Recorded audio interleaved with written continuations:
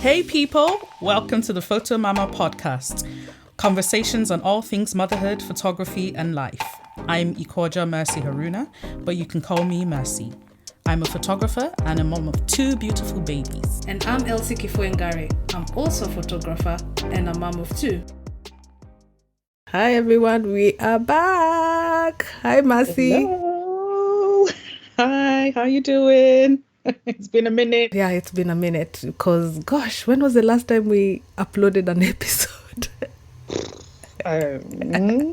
No comment. Yeah, life has been lifing for us. It So yeah, we haven't uploaded an episode in quite a while because things have been happening behind the scenes.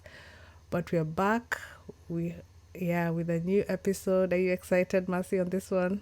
Very. I should mention though, it's not that we haven't been recording. We have been recording, but finding the time to edit. I think you guys help us listen, share this so that we can get to a point where we can outsource the editing, because editing itself takes so long, and when there's a lot of commitments, it's been tough, but we have been recording. In fact, today's episode was recorded a while ago, wasn't it? Yeah, in the summer. In the middle of summer. Yeah.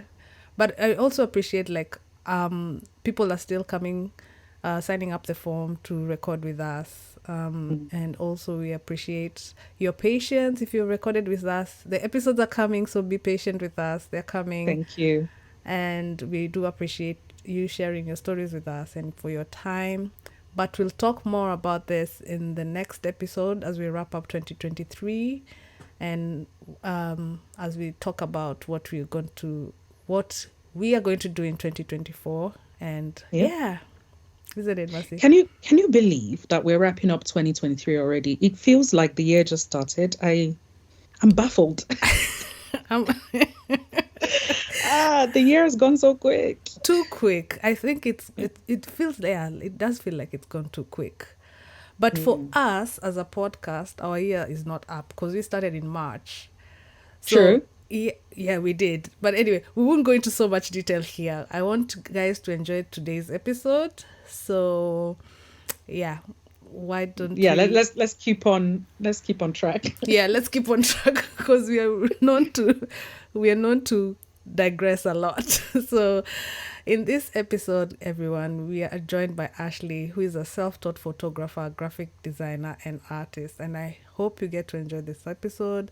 And as Mercy said, this was a solo interview. She was not there on this day.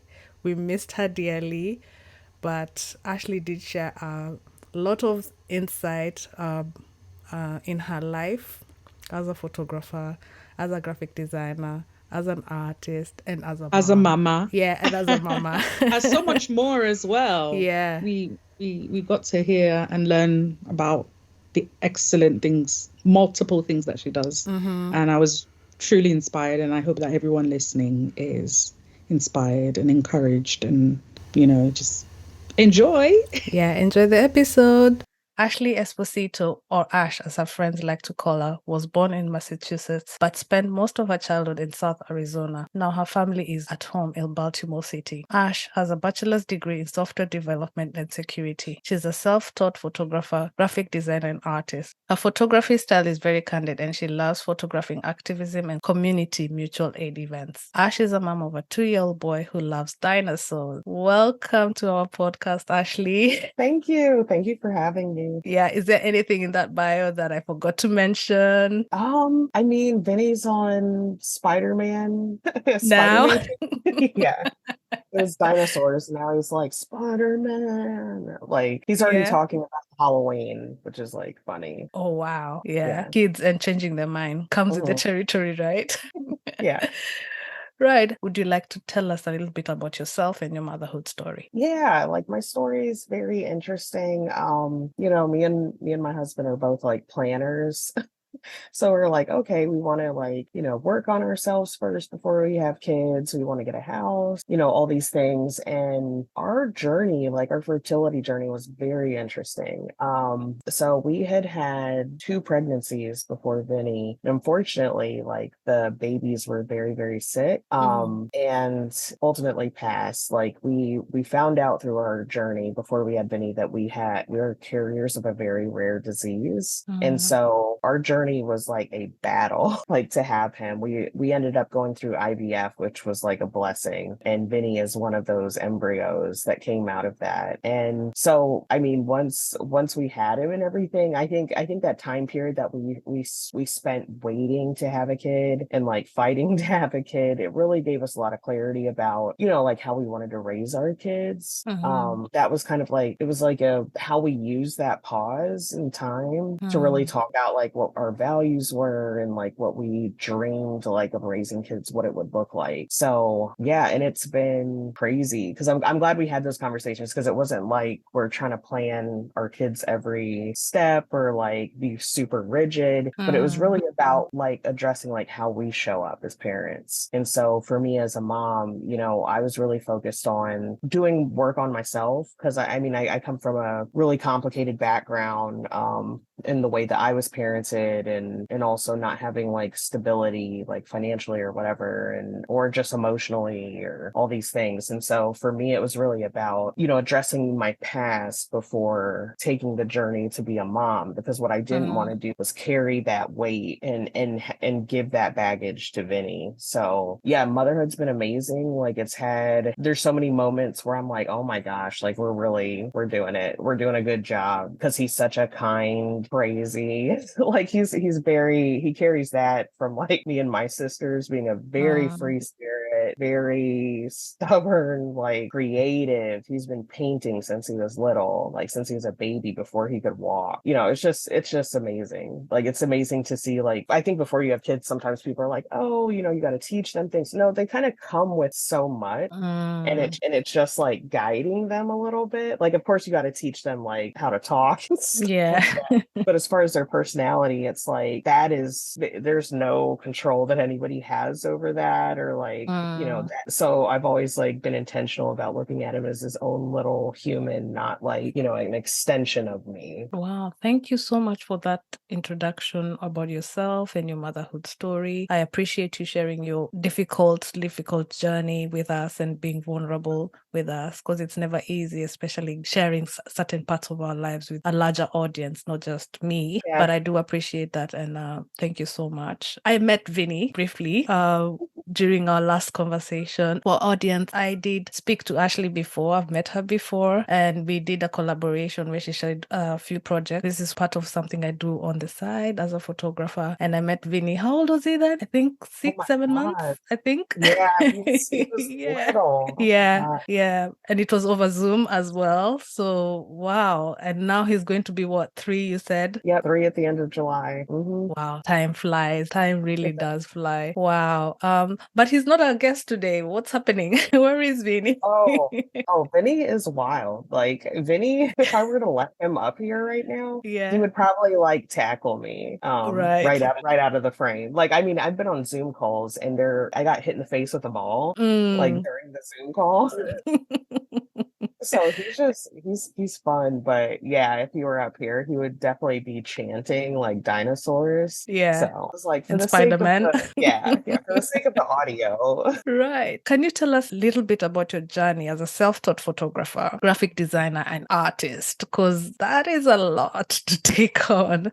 And how did you get started in this creative field? Well, okay, so this is a really interesting. So Vinny's got a lot of similarities to me, and later on in life, I found out that I had ADHD, like attention deficit hyperactive disorder. Yes. Yeah, and I think that that's why I am able to do so many things. So even when I was a child, like my dad, I talked to him recently, and he said I also was an artist, like at a very, very young age. I was drawing like these bugs that they had in Texas, and because my family was military at the time, and so I've always like gravitated towards like trying new things when it comes comes to like arts or crafts or anything that I can get my hands on, even taking apart, like VCRs and putting them back together. Like, and Wow. apparently that's like a trait of having it. I wouldn't necessarily call it a disorder. I mean, there are some challenges that come with it, but at the same time, there is like a curiosity. So,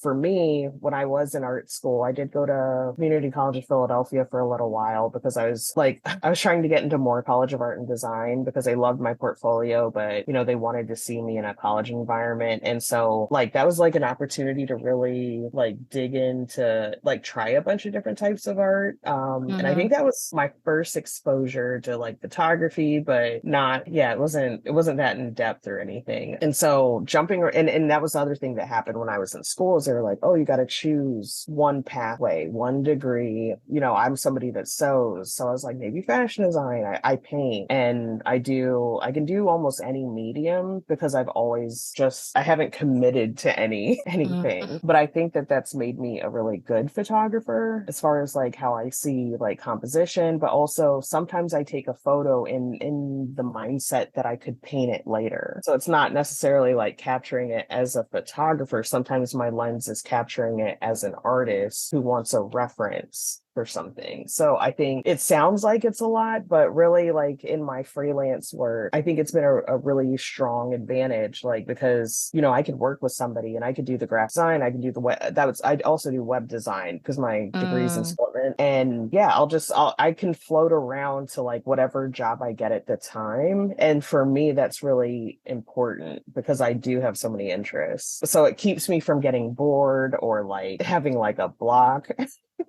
But I know on paper it probably looks crazy, but in my day-to-day, like it's actually really fun. Right. For me, yeah. Cool. And do you think your background in software development and security has somehow influenced how you approach your creative practice? I actually think that me being a software developer came out of my art.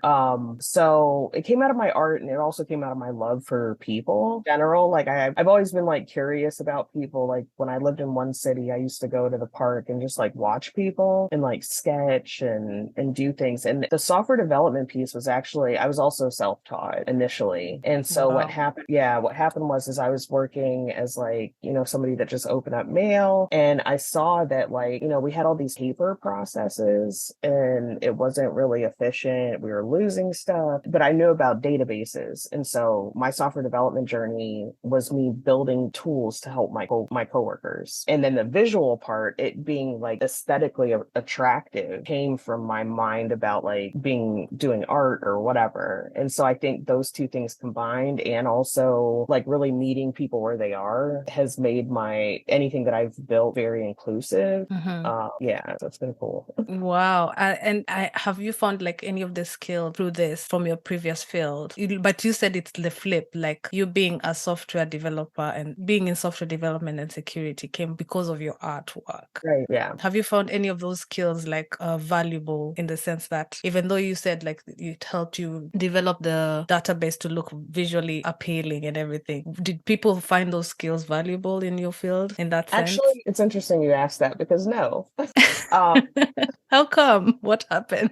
I think because I was self-taught, people that look like me are very underrepresented in tech. I'm actually leaving tech. I was working for a company, like it was a really good experience and I'm still collaborating with them. But what they see is like somebody sounding technical, or, like when I go into these interviews and stuff, they're like, oh, do you even like know what you're doing? And it's like, yeah, I do, but I'm coming from the lens of a user, a user that taught myself how to code and built these amazing tools and everything. And not like, I'll brag on myself, even though they won't hype me up, but I've never had to redesign. I've fixed bugs, but because I value the user so much and I have them a part of the process from the start to the finish, I've never had to redesign any database that I've built. And most of the databases that I built have been from scratch. So I was building the back end and the front end and everything in between. So So as far as getting a tech job, it's very difficult because they would rather you sound a certain way than be able to actually do the work. Wow. And also, it's like, the interview process. I have there's one major tech company that I was applying for. And like I said, I'm neurodivergent. So I was going through their hiring process, specifically recruiting folks with like ADHD, autism, all these different things, because our brains naturally like are, somewhat equipped. And I actually ended up pulling my application because one, like there's some accessibility stuff that happened, but also one of the final interviews was a culture fit. And I was like, that doesn't sit well with me. Like a culture. So you mean to tell me I could get through these 4 interviews or however many interviews, and then at the end, you guys will decide if I'm a good fit for the culture of the company. Already understanding that I'm underrepresented, right? And I'm also like I communicate differently sometimes. I do well in interviews, but like I said, I just don't sound technical. Like that's just not my jam. I'm like, give me a serious scenario that I can explain to you. Like, don't talk to me about abstract. I don't know. There's been some interview questions where I'm like, what are you talking about?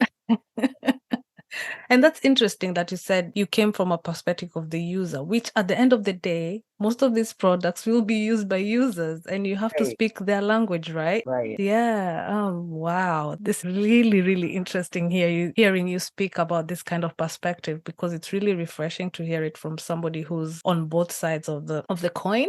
If that's the right phrase to use. But yeah, thank you for sharing that. We're gonna move on and really like dive into how have you been balancing motherhood with your creative career? Like, what are the challenges have you come across? How do you manage your time, and how do you find inspiration whilst being a mom as well? Oh, that's interesting. Yeah, I have a lot on my plate right now. Yeah, so I've been doing photography, kind of like fitting it in, like I'll accept jobs if I have the time, but I try to take like smaller jobs. There's one thing that I do every year. Hopefully I do it again next year, but it's, I work with Black Arts District in Baltimore City, and they have like the Women of the World Poetry Slam. That one I just love so much because it's just taking pictures of like the events like throughout the whole week. And it every time, like, well, the 2 times I've done this, I have gotten photos that I'm like, I can't believe I just took that. Like I felt, how like sometimes when you take a photo and you feel it in the click. Yeah. And you're like, I know this is going to be sick. And then you look and you're like, oh my gosh. Like, it's sick. Yes. I know that feeling. Yeah. So that has been amazing. And I think that because I've had such like I've been doing photography since 2014-ish or something. That's a pretty good length of time, and I'm always learning. But now I can be like pickier about jobs, like because there's some jobs I don't have, but I can give it to someone else, or that I don't have the time to take. I can give them to someone else. And then I don't know. And then as far as like Vinny goes, a lot of my editing I do when he's at daycare, or I've taken him with me. Like I have a hiking backpack that he's ridden in to do some photography with me, which has been fun. But yeah, it's a lot. And then also I've accidentally on purpose got elected to our school board. So which we're gonna touch on that a bit. Okay. Yeah, a lot. Wow. So yeah, like I know it's a lot of challenges. Like you've said, you've spoken about carrying Vinny on your hiking backpack. And then I think there's a reminder there that he's growing as well. Oh yeah. that hiking backpack won't last for long. Not at all. Yeah. The last time he was in it, I was like, you've gotten heavy. Like, yeah, when you take him with you, how's it been? Has it been a challenge? Because personally, any job that I've been asked to do, and then I'm like reminded, oh my God, I need to think about childcare. Who's gonna take care of my kids? Because my husband works, and I'm like, do I really need to take this job? Because it's so stressful. Like thinking of all these other scenarios of, can I take them with me? Leave them in a corner and tell them to keep quiet with tablets, or I don't know. So in a way, I tend to refuse, and if I can't do it and I don't have like my husband here to take over and hold the fort, so I just say no, because I do not want that stress of not knowing if they're okay. Right. So yeah, how has it been for you, like when you've taken him? Usually the ones that I've taken him to, I already know the people. Like it's like more friends that have hired me to do something. I wouldn't take him to something where I didn't know the people, like just some like like random like Yeah. job and then show up with like a whole toddler on my back.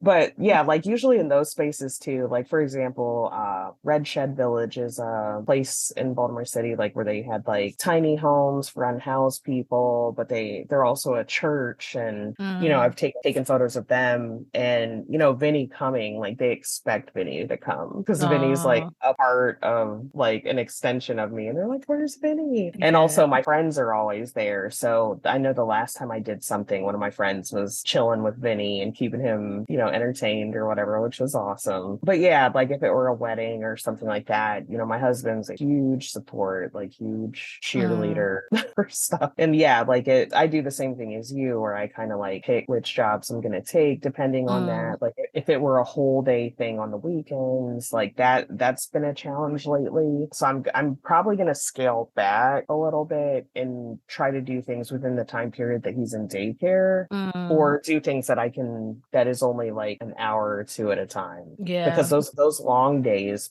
between like traveling to get there, the actual job, sometimes having to stay over, then all the editing, and I'm trying to take smaller jobs because I also don't feel as bogged down like spiritually trying to get the job done. Yeah, I totally get it, to be honest, because man, it can be a struggle.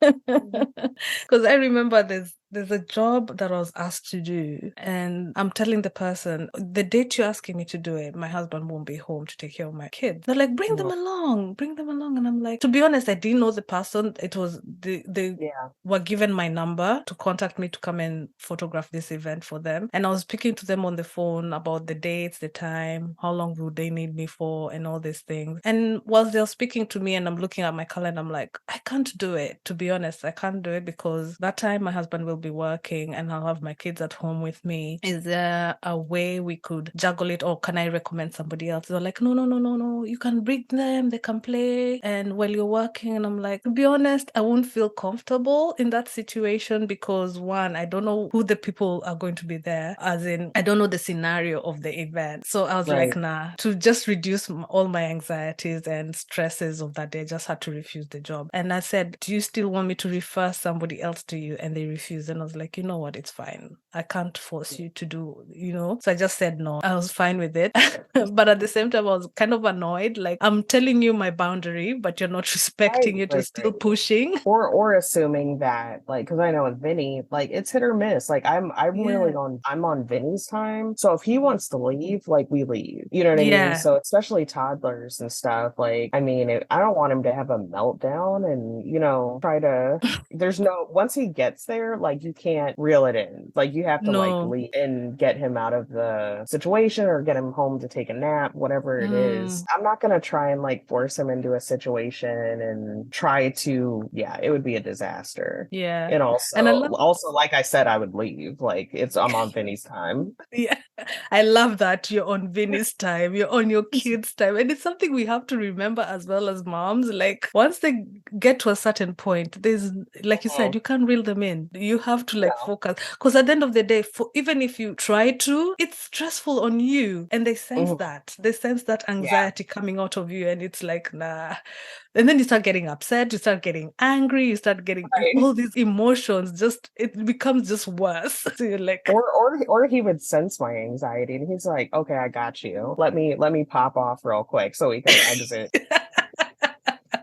Yeah. And kids will always find a way to humble you. Yeah. Right. We've spoken about some of the challenges that you've gone through with regards to your creative practice. Like, I don't think we touched on how you overcame some of those challenges. And if you could like to touch on that a little bit. And also, what advice would you give self-taught creatives like yourself? As far as overcoming the challenges, like, I think it's different at different times. Like you said, like, I'll just not take certain work, or like that's really like the main thing, is just not taking certain things, or or, you know, like when I'm doing editing, like I try to do that like after Benny's gone to sleep. Yeah, it's just like working around like my day to day, and every day is like different and unpredictable. And I think just as a person, like I'm pretty flexible, and I also have like a lot of energy. So, you know, early in the morning I can get things done, or like super late at night, but also having time for myself. Like I think that's one thing that I intentionally fit in, is like my own self-care time, so that I can maintain like this plate that I have of things to do. Because I love a nap. Like I am a napping fool. Like I will take a nap. Like I have friends that call me sometimes and they're like, "You were taking a nap, weren't you?" I was like, "Absolutely." Yeah. Yeah, naps are essential. We spoke about this in one of our episodes with regards to mental health, and that's what is on top of our list for Mercy and I, like sleeping. It has to be there. Yeah.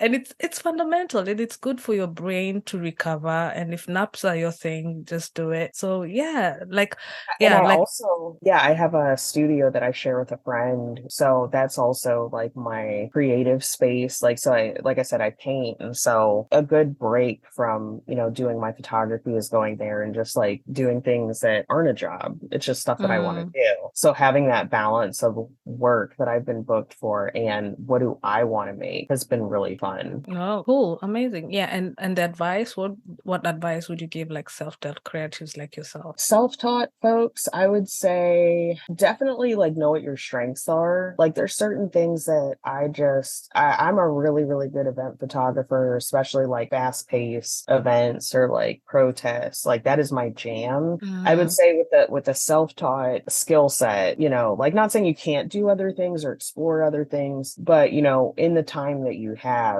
focus on what brought you to photography first, because I feel like that's typically like your strongest like genre or whatever style of photography. And I feel like whenever photography gets like a little crazy, or you know, you're like, what am I doing, am I growing, always going back to that thing, like whatever style that was, has always been a good reset for me. Like so if I get too in the weeds and I'm doing, you know, like fashion photography, portrait photography isn't really, I can do it, but it's not really like, there's people that could do it better. You know? Right. Yeah. But when it comes to event photography, like I'm a beast.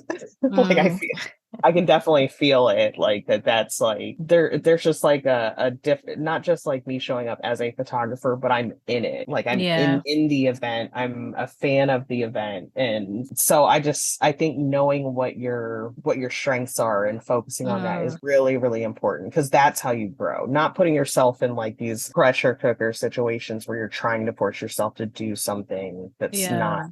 I certainly do get that, because being in it is also enjoying what you do and what you love. And I do get that, especially when I'm photographing rugby. Like I love the sport, I enjoy the sport. That's why photographing, sometimes even I forget I'm a photographer. I'm cheering. I'm on the sidelines and I'm like, I've put down my camera and I'm clapping and I'm looking at the scores and I'm like cheering. I'm with the crowd, hearing the roar of the stadium, and I'm literally in it. So yeah, I totally get it. Yeah, if there's one thing I do appreciate that, because that is one thing people should remember. Like, do it because you enjoy working with it and finding what drives your spirit, right? And also appreciate the fact that you mentioned working on your own personal work. Not necessarily has to be paid. Like develop your personal projects and your personal practice. Like if you like photographing cats or flowers, I don't know. Oh, that's definitely like the other genre that I'm into.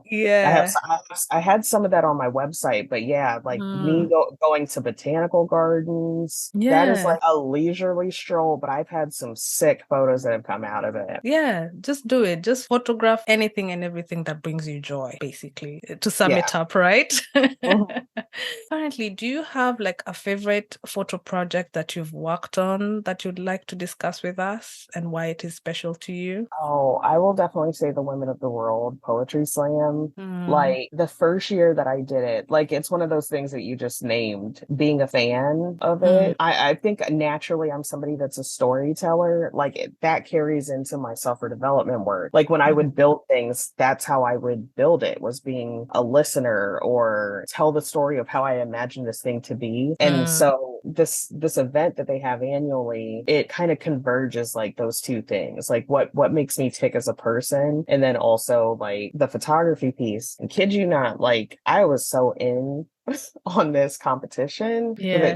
They have it in Baltimore City every year, and being able to learn about the poets like as they're doing their pieces, and to see them the beginning of the competition where everybody's in it, and see it dwindle down to like the top person, and then that finale, the finals, when they have their top 10 or so, and then they dwindle it down at the event. Some of these topics that they talk about, but the way that they say it, I mean, they're poets, like they're amazing. Yeah. But there's been times where I'm like crying, like I'm crying taking the photos, because I'm like, you know what? They leave their souls on the stage. And so for me, I feel like so honored to be able to capture that vulnerability. Yeah, that has been amazing. Wow. It's really interesting because something like this, personally, I would see it as a video, like a moving image type of scenario. How have you been able to portray all those emotions through your work, through your photography? This is really interesting because I thought about this recently, like, because I was like, why are my photos so, like, because I've seen people do like poetry slams and stuff, but mine, like, for me, I feel like sometimes people are capturing like the action or like trying to anticipate the action, but because I go through the event from the beginning,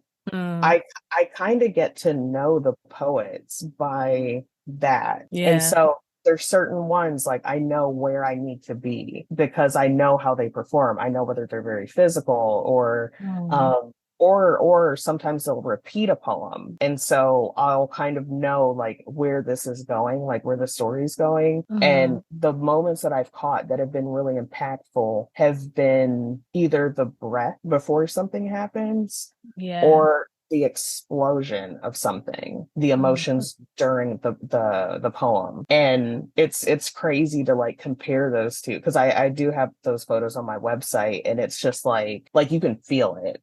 Or the calm, when you contrast that with the calm photos, when you can see a poet like standing up there closing their eyes and prepping, like it almost looks like they're running through the poem in their head before their time, they open their mouths and their time starts. And so, but capturing that emotion or like lack of emotion is, it's been crazy. We're gonna leave like a link to Ashley's website on our show notes. So please, I urge you, please go and look at her work and engage with her as well.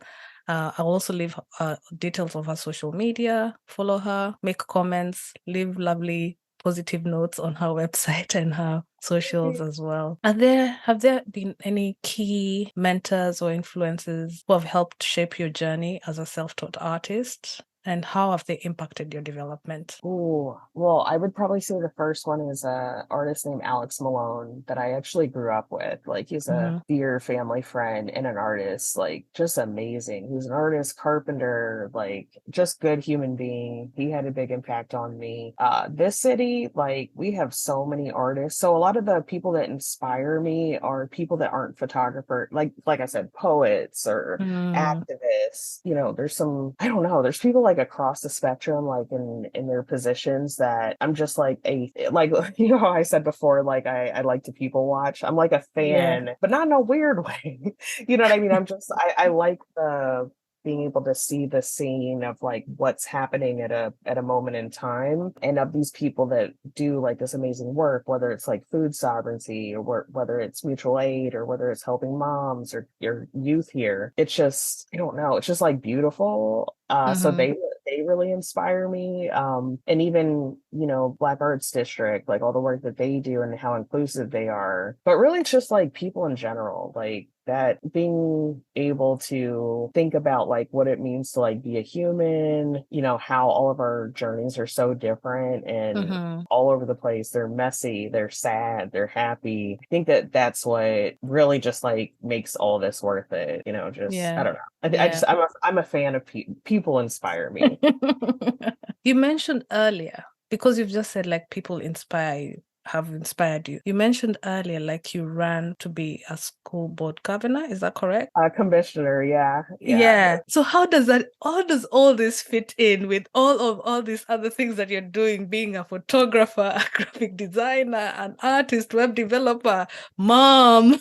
How does it all fit in? This is going to blow your mind because nobody's asked me this question, but it's so important. And it shows like how I was able to do all this stuff. I built my own website. I did all the graphics for my social media campaign. I helped design a lot of my campaign materials. As far as my photography, our dear friend Shay McCoy, who's also in Black Women Photographers locally, took my photos for the campaign. So, which was amazing. And yeah, like I'm trying to think of what else, other places, like just, and also like the way that I develop databases, like meeting people where they are, people having the best ideas and being the subject matter experts of their own experiences. Like, I don't go into politics thinking that, oh, here's my agenda, I know everything. No, the people that I look for are the ones that have been intentionally left out, either, because they're not seen as being valuable. Like, the people that have been valuable to me and made me the most curious are the ones that are either not voters or inconsistent voters. And as I've like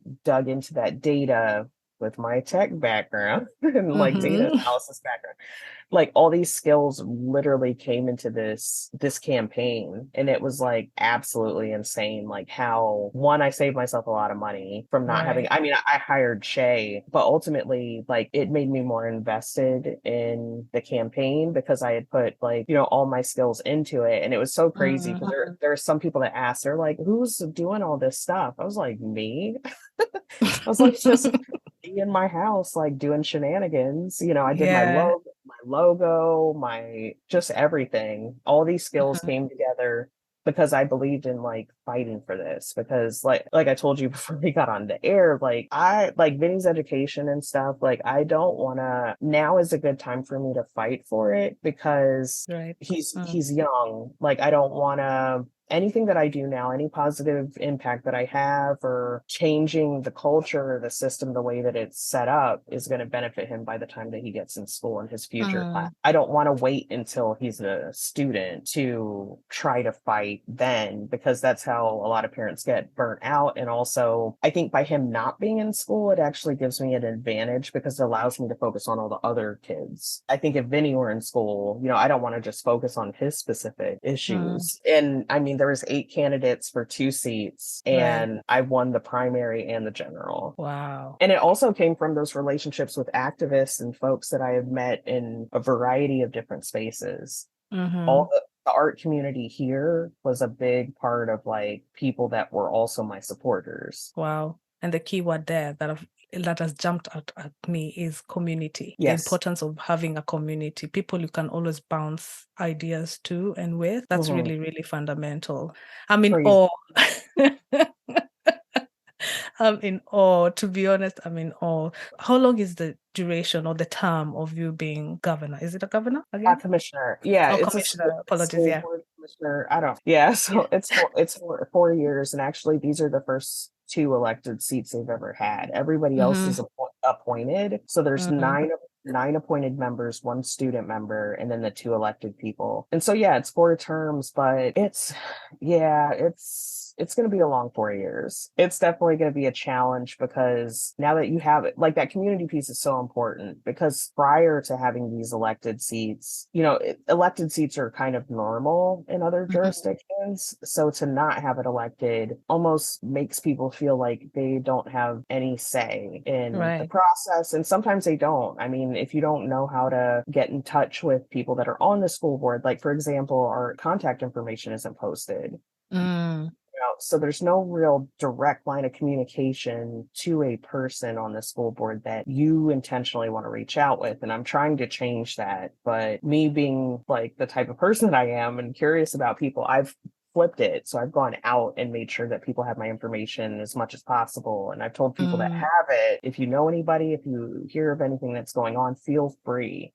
you don't even have to ask me. Give them my information. Wow, voice for change. I love that. I Yeah. really, really do love that. Like I said, I'm still in awe. Like you have all of this and you're still doing your photography. You're still doing your graphic design. You're still doing, oh Momming. man, Yeah. momming. How could I leave that out? You're still Oh being a yeah. mom.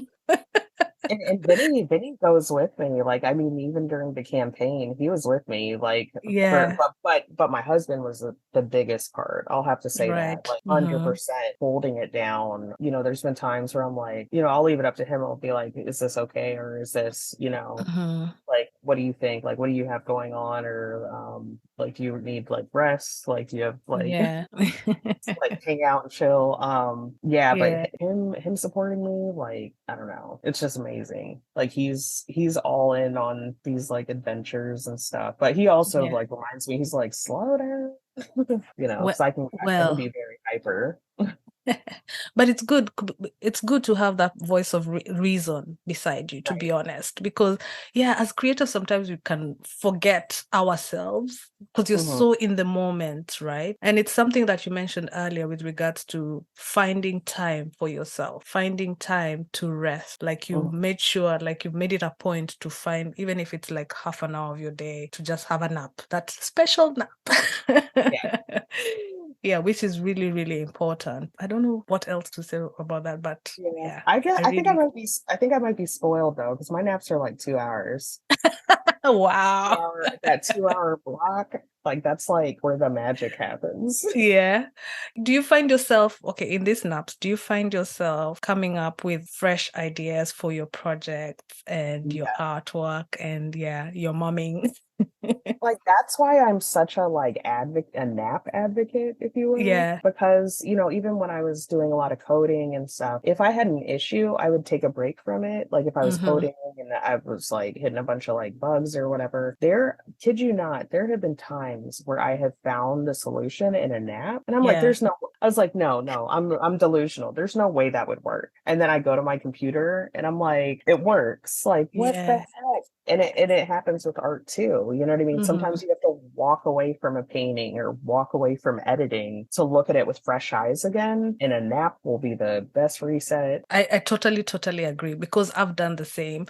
There have been moments where I've just sat down here, edited photos, videos, even editing this podcast. Sometimes when I sit down and edit like an episode or whatever, and then I think it's finished, and then I'm like, no, else it's not done. Just walk away because you've been, replaying and repeating and doing all these exercises. I just walk away. Either I go take a nap or I sleep for the night, and then I wake up in the morning and I look at it with fresh eyes and I see mistakes that I was making with my blurry eyed during that time. So yeah, I do think it's really, really important. Like, don't think that it's done. Give yourself a moment, walk away and come back with fresh eyes, as you said. So yeah. What I was gonna ask you next before we come to wrapping up this episode is, as a person with diverse range of skills, how has the process been for you? Don't think we've answered this earlier, but I think you've touched on it a bit earlier.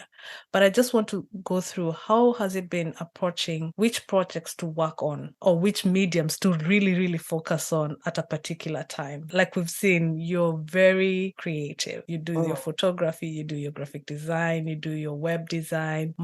Being a mom is also a creative in its own right, and all these other skills. So how does it come for you to narrow down and say, okay, today I'm going to focus on photography, tomorrow my artwork, and all of that? I just try to focus on like the jobs that I have in the queue. Like that's kind of how I see it. My art is never in the queue. Like my art's something special to me, like painting and stuff. So I don't have a timeline for it, which makes it even better because sometimes I use my art instead of a nap to like step away to keep doing something creative, but not that. Like that's whatever I'm stepping away from. Yeah, I don't even think I intentionally do that. Like if I accept the job, like then I've accepted it and kind of fit in start to finish, like into my time somewhere. But yeah, it's so random. I don't know. Well, that's why my name is like Little Box of Random for my photography and stuff.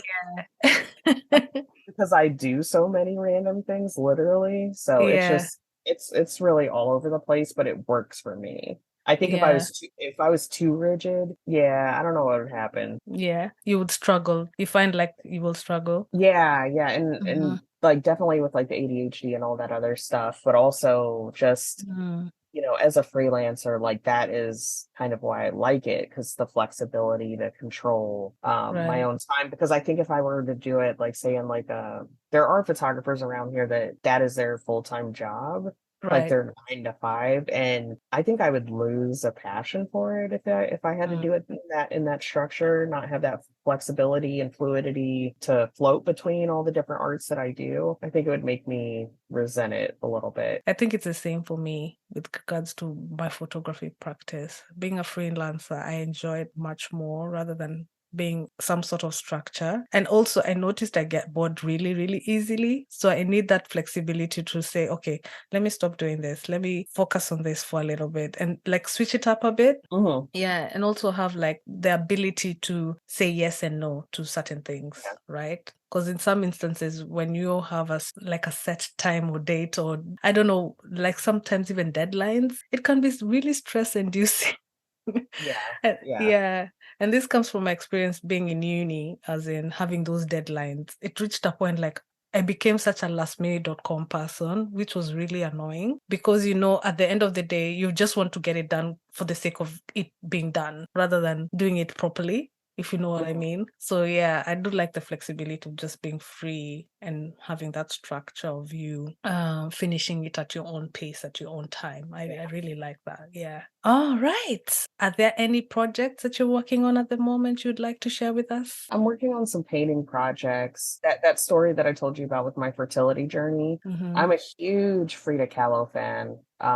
And there is a painting that she did called The Two Fridas, which is like both of them are her self-portraits, and they're sitting in chairs and like holding each other's hands, I believe. And so one side of it is telling the story of like the loss and reproductive rights, like, because I mean, like, people in my situation, like we typically have to terminate. So as we're talking about abortion rights and all these things, like that's one side of it, but also the fertility side, IVF, in vitro fertilization, is the other side. So it's basically two self-portraits of me with symbols of my journey on both sides. Like, so Wow.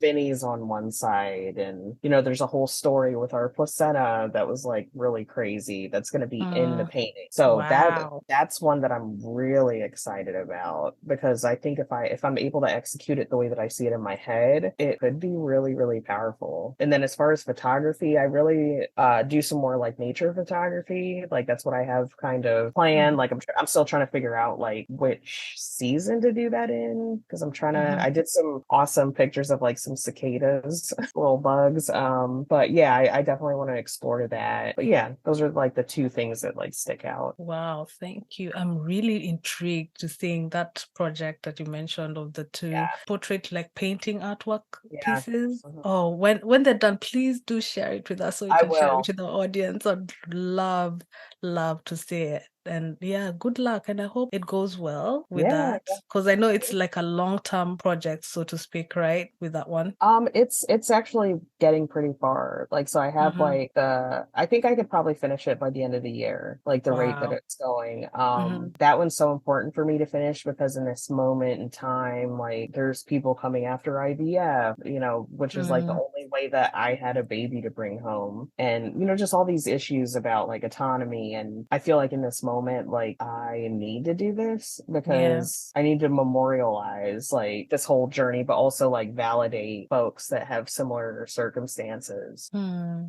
And what a way to end this podcast, really, because And it was so great like talking to you again too. Like this is great. I appreciate you coming on here, speaking about your journey and being a little bit vulnerable with us. And as I mentioned earlier, it's never easy, but thank you so much. And also I probably will be speaking on behalf of Mercy, saying thank you so much for joining us and talking about all of these topics that are important to you and sharing with us your story. Yeah, and thank you all for telling the stories of mamas, because sometimes we're just like in a little world of our own, and being able to hear, I just think it's great that y'all are doing this. Thank you.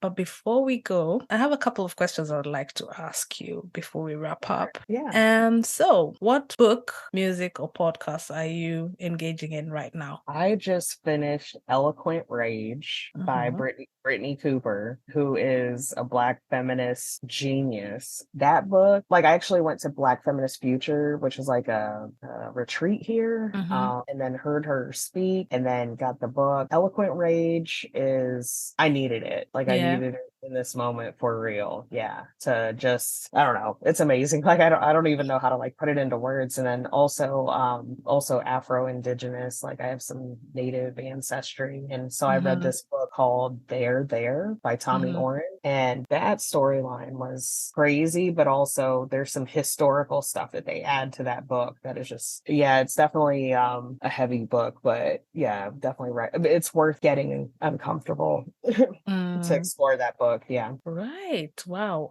We'll leave details of all the resources Ashley has mentioned here in our show notes, so look out for that. And lastly, if you weren't a photographer, what would you be? Oh, I'd be a painter. Yeah. Know what? Let me rephrase that question. Oh, okay. If you weren't a photographer, artist, graphic designer, what would you be? I think I might actually accidentally be becoming that. I'm actually in the process of interviewing for a job as a community organizer for tenants' rights, and I think I'm accidentally becoming that. But I think that was kind of like in my destiny back in even when I was younger, like 17 and first getting involved with this stuff. So, but outside of that, if I had to dream super big, I would say when I was little, I used to say I wanted to be an architect, but who knows? It could have happened. Maybe that's what I would have been. Cool. Oh, again, thank you. Thank you so much, Ashley, for joining us in this conversation in our podcast. We really appreciate it. Yeah, thank you for having me. So if you're interested in joining the conversations, we have a Google form you can fill out in our show notes. If where you're listening to this podcast does not support show notes, you can find our form on our website, www.photomamapodcast.com. And if you have any questions, you can email us at photomamapodcast@gmail.com. Also, you can follow us on Instagram, Twitter, and YouTube at photomamapod. Catch you on the next episode.